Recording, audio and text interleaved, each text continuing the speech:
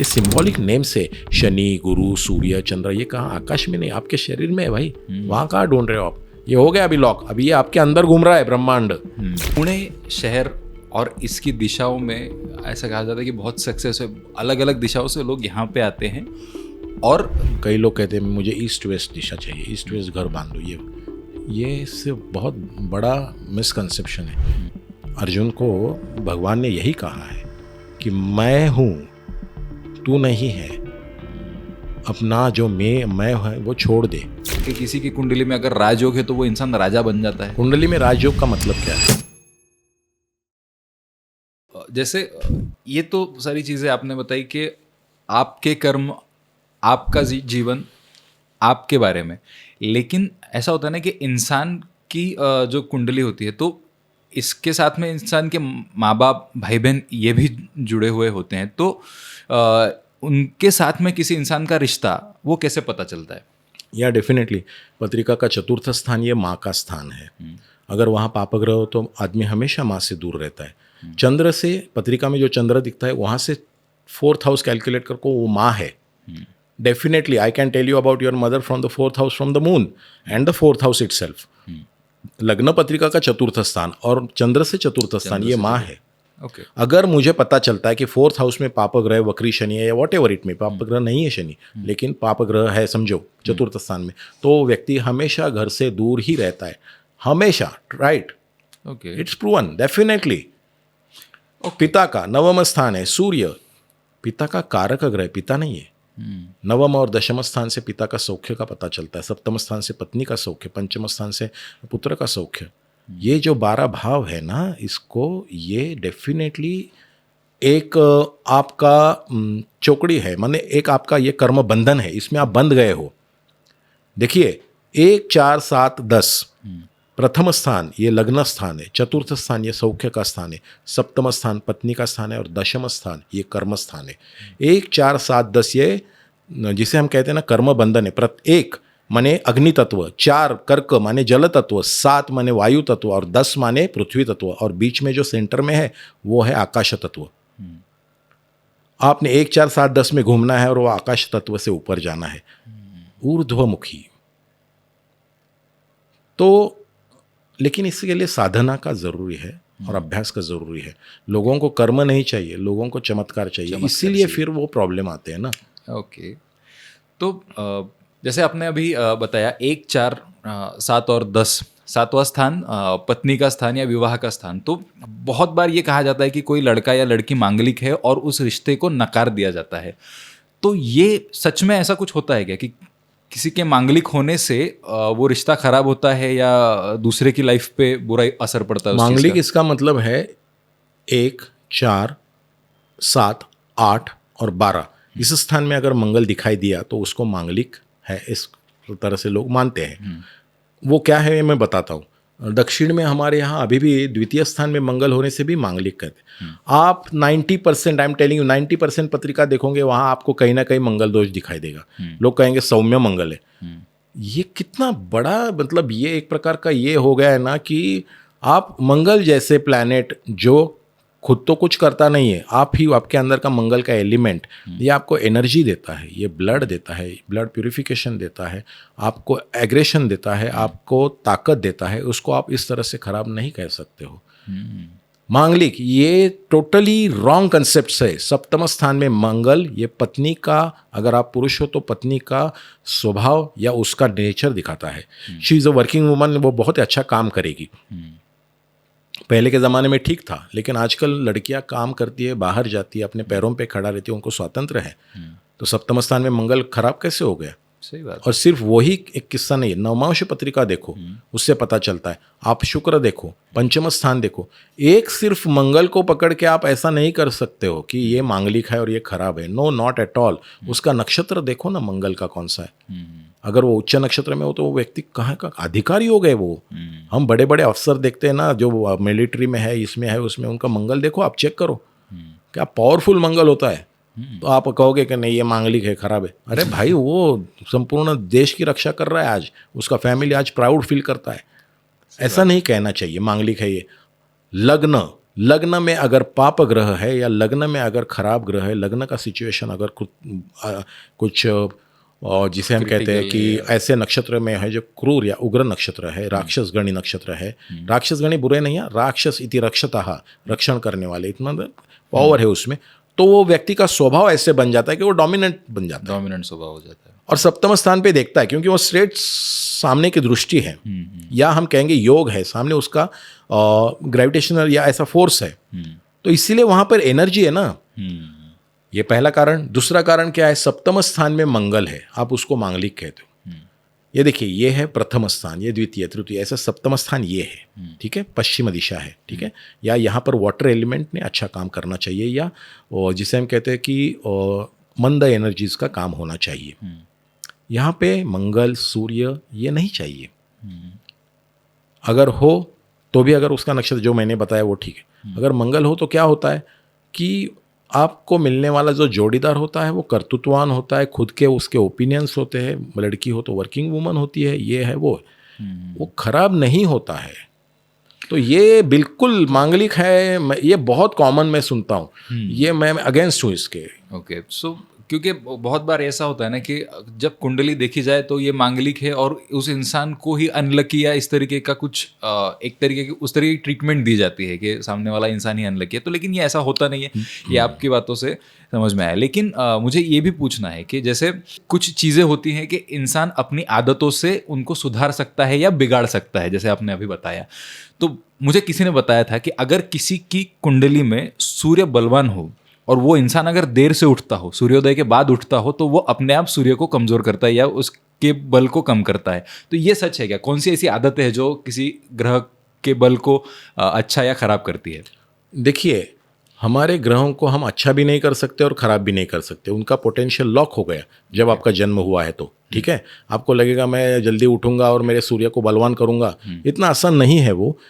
आप डेफिनेटली आपके कर्म से, अच्छे कर्म करने से आपका सूर्य नहीं, आपका पूर्ण पत्रिका आप चेंज कर सकते हो। ग्रहों का एक डिग्री होता है 0 to 30 डिग्री, इनमें से अगर बीच में आया 15 डिग्रीज के आसपास तो बहुत उच्चतम ग्रह होता है। फिर से कहता हूँ, ये ग्रह कुछ नहीं करते, ये आपके अंदर के एनर्जीज का पैरामीटर्स है, ठीक है। अगर आप लेट उठते हो, यही एग्जाम्पल आपने लिया है, तो इसका कारण ये है कि आपका चंद्र अफेक्टेड है। चंद्र माने मानसिकता, थॉट प्रोसेस, ये अगर डिप्लीटेड हो तो व्यक्ति को बहुत बार, या सैटर्न के साथ हो, राहु के साथ में हो, तो व्यक्ति को क्या होता है कि लिथार्जिक थोड़ा सा बन जाता है। लग्न अगर बलवान हो तो व्यक्ति डेफिनेटली, उसको किसी ने बताने की जरूरत नहीं, जल्दी उठा और सूर्य को बलवान कर, वो अपने आप हो जाता है। सूर्य डिप्लीटेड कहाँ होता है? वो जल तत्व के राशि में डिप्लीटेड होता है, तो आपको पता चलता है वृश्चिक राशि में या अपना समझो तुला राशि में भी, जो 7 नंबर का है, शरीर शास्त्र के अनुसार ये मेष है तो तुला यहाँ आता है, यहाँ पे सूर्य डिप्लीटेड हो गया, ठीक है, पश्चिम दिशा में, ठीक है। तो उसको अगर बलवान बनाना है तो आप सूर्य साधना करो, इसका मतलब आप जल्दी उठ के गायत्री मंत्र का पठन करो, या सूर्य को जल दो, 12 नाम लो और सूर्य को पीठ करके खड़ा रहो बाद में 12 नाम लेने के बाद में। ये यहाँ से वर्टिब्रा और स्पाइनल कॉर्ड से फोटोसिंथेसिस होता है। आपको लगता है कि मैं ऐसा खड़ा रहता हूँ और मेरे पास विटामिन B12 आएगा, झूठे, पीठ करके खड़ा रहे, spinal cord, that's right, vertebra, वहाँ से आता है एक्चुअली ये, ओके, विटामिन D और B12। तो ये करना कौन चाहता है, जानना कौन चाहता है? नहीं, इसीलिए तो सूर्य नमस्कार, पीठ दिखाओ उसको, नीचे से जाओ, उसमें फ्लेक्सिबिलिटी लाओ स्पाइनल कॉर्ड में। आपकी स्पाइनल कॉर्ड ये सूर्य है, आपका हृदय ये सूर्य है। किस शरीर के किस अवयव का उपयोग या किस अवयव का अभ्यास किस ग्रह के लिए किया गया है, ये सिंबॉलिक नेम से, शनि, गुरु, सूर्य, चंद्र, ये कहाँ आकाश में नहीं, आपके शरीर में है भाई, वहाँ कहाँ ढूंढ रहे हो आप? ये हो गया अभी लॉक, अभी ये आपके अंदर घूम रहा है ब्रह्मांड, पिंडित ब्रह्मांडी। अभी आपका स्टडी करूंगा मैं ये शनि उधर क्या है वो नहीं देखूंगा, मैं आपके कर्म बंधन से बनी हुई पत्रिका से कैलकुलेटेड मेजर से जो आता है, जिसे हम दशा कहते हैं, वहाँ आपके शरीर के तत्वों में बदलाव आपको क्या रिजल्ट देगी ये बताऊंगा। दशाओं के बारे में मेरा अगला ही सवाल यही है कि किसी वो बहुत होता है ना कि अभी मेरी अमुक ग्रह की दशा चल रही है, महादशा चल रही है, अंतरदशा चल रही है, तो इन दशा और महादशा और अंतरदशाओं का इंसान के जीवन पर क्या क्या प्रभाव पड़ता है? डेफिनेटली, जब आप जन्म लेते हो तो जिस नक्षत्र में आप जन्म लेते हो उसके स्वामी की या किसी पर्टिकुलर ग्रह की महादशा आप पर काम करती है। इसका मतलब उसका प्रभाव, उस तत्व का प्रभाव आप पर चल रहा होता है। आपके लिए 1 और 5 और 9 ये 3 जो स्थान है, इसके ग्रहों की दशा आपको अच्छी जाएगी डेफिनेटली। वो तत्व आपके लिए शुभ तत्व, इसीलिए उसे धर्म त्रिकोण कहा गया। 6, 8, 12 इन स्थानों के ग्रहों की अगर दशा लग जाती है तो व्यक्ति को डेफिनेटली लाइफ में डिफ़िकल्ट सिचुएशंस का सामना करना पड़ता है। ओके। तो इसके बाद जैसे आपने बताया कि 1, 5 और 9 के ग्रहों की अगर दशाएं चल रही हैं तो that will be a positive point. So इसी से मेरा अगला सवाल ये है कि जो योग बनते हैं इन समयों में या इन दशाओं में, तो राजयोग के बारे में बहुत लोग बोलते हैं कि भाई इसकी कुंडली में राजयोग है। तो ऐसा सच में है क्या कि किसी की कुंडली में अगर राजयोग है तो वो इंसान राजा बन जाता है? कुंडली में राजयोग का मतलब क्या है? केंद्र और कोण स्थान का स्वामी राजयोग बनाता है। जैसे वृषभ राशि के लिए शनि ये राजयोग कारक ग्रह है, क्योंकि वो केंद्र और कोण स्थान का अधिपति है। इसका मतलब क्या है? It is going to give you the best of the results 100%, because it is ruling those particular houses, और वो उसी स्थान में पड़ा हो, ये राजयोग बन गया। कुंडली में पंच महायोग होते हैं। फॉर एग्जाम्पल अभी शनि का लिए इसलिए कहते हैं शश योग। मूल पत्रिका में उच्च शनि, नवमांश पत्रिका में भी उच्च शनि, ये शश योग बना गया। टॉप शनि, शनि उच्च है तो ये डेफिनेटली आपको उसके दशा में, दशा ये ड्राइव फोर्स है। ऐसा नहीं कि मेरा ग्रह उच्च है तो चलो जिंदगी भर आबादी आबाद, नहीं रे भाई, वो उसकी दशा आने दो। वो दशा आने में वो ड्राइव फोर्स मिल गया, तब वो कार्य करता है कि मेरी दशा आ गई, राजा राजा बन गया। तो ये कॉम्बिनेशंस एंड परम्यूटेशन कॉम्बिनेशंस है कि जब, इसीलिए तो दशाओं का अभ्यास किया गया गणितीय पद्धति से, जिसे अंतर्दशा और प्रत्यंतर दशा का नाम दिया गया है। तो इन सारी दशाओं से गुजरने के बाद में इंसान की के जीवन में एक ऐसा मोड़ आता है जब उसे मोक्ष प्राप्ति का एक बहुत वो होता है कि मुझे मोक्ष प्राप्त करना है। तो मोक्ष क्या है? अगर किसी को मोक्ष चाहिए तो उसे क्या करना चाहिए? एक्चुअली पत्रिका में ये वो योग होना चाहिए। अभी मोक्ष क्या है? मोक्ष ये घटना नहीं, मोक्ष ये अनुभूति है। माने हमारे जो विकार है, देखिए शुक्र और शोणित इनके खेल से हम गर्भ धारण करते हैं और पंचमहाभूतों से हम आकार लेते हैं। जब बाहर आते हैं तो हम विकार में परिवर्तित हो जाते हैं। ठीक है?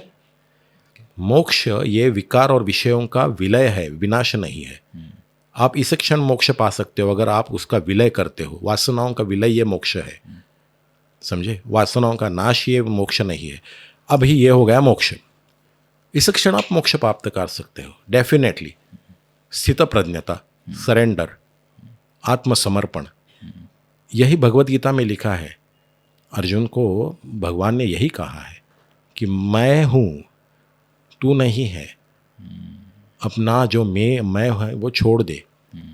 जब तू अपने मैं को हटाएगा तब मैं आऊँगा सामने। तू नहीं कर रहा, ये सब कुछ ऑलरेडी हो चुका है, ये मैं सिर्फ तेरे से करवा रहा हूँ। ये जब ज्ञान होता है, जो साक्षी भाव से होता है, समर्पण से होता है, वो मोक्ष है। माने हम आळंदी जाते हैं, वहाँ पे भगवान का समाधि है, ज्ञानेश्वर माउली का। तो ऐसा प्रचलित है कि वहाँ पर आज भी वाइब्रेशंस और ये बहुत उच्च है। क्यों? क्योंकि उन्होंने जब समाधि लिया तो उसका विघटन नहीं हुआ है, विलय हुआ है तत्वों में। तत्वों में मिलन और तत्वों में विलय और उसके आगे चला जाना, जिसे हम कॉन्शियसनेस कहते हैं, ये मोक्ष है। ये आप सगुणी भी कर सकते हो। ये गोंदवलेकर महाराज में कहा गया है की देह प्रारब्धाच्या स्वाधीन करा आणि मन हे भगवंताच्या स्वाधीन करा। इजीली जो अध्यात्म, ये सहजता, ये अध्यात्म है। मैंने उपवास किया, मैंने पूजा किया, मैंने ये किया, ये अध्यात्म नहीं है भाई, मत कर। इजीली जियो। कर्मी अकर्म जो पाहे, अकर्मी कर्म होतेची आहे। इसका मतलब यही है कि कर्म इस तरह से होना चाहिए कि जिससे फल की उत्पत्ति ही ना हो। दशा, महादशा, इन सब के बारे में आपने बताया, लेकिन इन सभी दशाओं महादशाओं में से गुजरने के बाद एक फेज ऐसा आता है इंसान की जिंदगी में कि जब उसे मोक्ष प्राप्ति की इच्छा होती है। तो ये मोक्ष क्या है और ये कैसे प्राप्त किया जा सकता है? मैंने जैसे कहा, मोक्ष ये घटना नहीं, ये अनुभूति है। इसको अनुभव करना है, ये कोई घटना नहीं है। इसके लिए एज ये बैरियर नहीं है। उसके लिए पत्रिका में वैसे योग चाहिए। जैसे हम कहते हैं फिर से कि ज्ञानेश्वर महाराज जी 14 साल की उम्र में उनको मोक्ष प्राप्ति हुई। मोक्ष ये विशिष्ट घटना भी नहीं है, मोक्ष ये वासनाओं का विलय है, मोक्ष ये विषयों का विलय है। माने जैसे हम कहते हैं कि मैं इतने दिन उपवास करूँगा और फिर मुझे ये मिलेगा, ये नहीं है, उस इच्छा का विलय, नाश भी नहीं, दैट इज मोक्ष। ओके। हाँ, मोक्ष ये घटना नहीं, अनुभूति है, ठीक है। तो वो किसी भी एज में आप कर सकते हो। प्रॉब्लम क्या है कि उसका आपके पत्रिका में, if you are I mean is there any potential in your horoscope about that, वो पता चलता है 12वें स्थान से, अष्टम स्थान से। जो अष्टम स्थान है पत्रिका का, उसे लोग मृत्यु स्थान कहते हैं और डर जाते हैं। 8वां स्थान पत्रिका का, ये मृत्यु स्थान, ये सिर्फ एक टर्मिनोलॉजी है। मृत्यु ये भावनाओं का मृत्यु है, ये शरीर से संबंधित इतना नहीं है जितना भावनाओं से संबंधित है। भावनाओं से मुक्ति या भावनाओं का मृत्यु ये मोक्ष है, और उसका द्वार अष्टम स्थान से चलता है। माने जैसे हम पत्रिका में देखते हैं, प्रथम स्थान ये आपका लग्न स्थान है, आपकी रिएक्शन से। द्वितीय स्थान धन स्थान, तृतीय स्थान पराक्रम स्थान, चतुर्थ स्थान सुख स्थान, पंचम स्थान कला का स्थान। एक एक सिर्फ बता रहा हूँ मैं, मतलब एक एक वर्ड बता रहा हूँ। 6th हाउस ये भोग का, अपना कर्ज का स्थान है। ये रोग रिपु शत्रु का 7वां स्थान ये विषयों का स्थान है, माने शादी का स्थान है, पार्टनर। तो ये सब गुजरने के बाद में व्यक्ति आता है 8वें स्थान पे, कि जहाँ पे अभी उसने सब भुगत चुका है। तो वो 8वें स्थान पे आता है और मोक्ष प्राप्ति के लिए प्रयत्न कर सकता है, अगर वहाँ ऐसे ग्रह हो तो। 9वां स्थान इसे भाग्य स्थान कहा गया है, माने फिर वो भाग्य में परिवर्तित होता है। जीवंतपणी मिळणारा मोक्ष जो भाग्य में परिवर्तित होता है वो 9वें स्थान में। 10वें स्थान में ये कर्म का स्थान है, उस ऐसी सेवा करो, ऐसा कर्म करो कि आप 11वें स्थान में उसके लाभ पा सको, आपके उत्तम कर्म के। और 12वें स्थान में जाके आपकी यात्रा खत्म होनी चाहिए, that is moksha. So it is related to 8th house and 12th house also and 9th house also. Okay.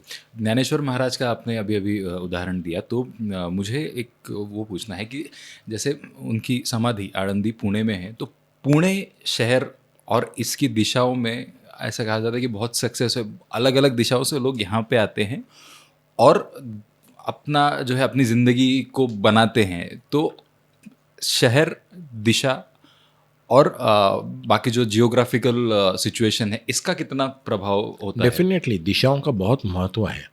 दिशा चंद्र से बनती है, डेफिनेटली ये दिशाओं पर रूल चंद्र करता है।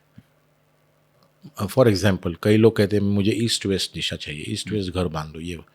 ये सिर्फ बहुत बड़ा मिसकंसेप्शन है। कई लोगों को उत्तरमुखी या नॉर्थ साउथ दिशा बहुत लाभदायक होती है। जैसे हम कहते हैं पुणे में लक्ष्मी रोड, यहाँ पैसा पानी की तरह बह रहा है, व्यापार चल रहा है, बहुत बड़ा व्यापार चलता है, करोड़ों रुपए के रोज होते हैं। तो वो तो पूर्णपणे उत्तर दक्षिण है। मुझे ये कहना है कि आप दिशाओं का महत्व ज़रूर है, लेकिन हर एक पत्रिका में, हर एक व्यक्ति के पत्रिका में मंगल उनकी पत्रिका की चतुर्थ स्थान, इस पर भी आप उनके लिए कौन सी फेवरेट दिशा है इसका आप ये कर सकते हो। ना ही सबके लिए जनरल, ये जनरल है नहीं, ये बहुत ही स्पेसिफिक है। हाँ, ये डेफिनेटली है कि हम नॉर्थ पोल और साउथ पोल इन दो दिशा, माने दो एक मैग्नेटिक फील्ड्स में रहते हैं, इसलिए हम उन दिशाओं का सम्मान करते हुए उनके हम साइंटिफिक जो भी उनके रिजल्ट्स आते हैं हमारे बॉडी पे होते हैं। माने you can not sleep like आप नॉर्थ की ओर हेड करके मत सोना, नहीं तो आपको मैग्नेटिक फील्ड्स का असर आपके ब्रेन पर और हेल्थ पे होना स्टार्ट कर देता है। डेफिनेटली दिशाओं का बहुत ज़्यादा महत्व है, लेकिन हर एक व्यक्ति की पत्रिका के अनुसार अलग अलग महत्व है। सो जैसे हर इंसान अपनी एक पत्रिका लेके आता है, अपनी कुंडली लेके आता है, वैसे ही उस इंसान के जन्म होने के बाद, खुद के व्यक्तित्व के बाद, ये भी ज़रूरी होता है कि उसका अपने रिश्तेदारों के साथ में रिश्ता कैसा होगा, अपने घर के लोगों के साथ में रिश्ता कैसा होगा, और समाज के साथ में रिश्ता क्या होगा, उसकी सामाजिक स्थिति क्या होगी। इन सब के बारे में हम जानेंगे अगले एपिसोड में। तब तक के लिए धन्यवाद। Thank you so much sir. Thank you for having me. Thank you.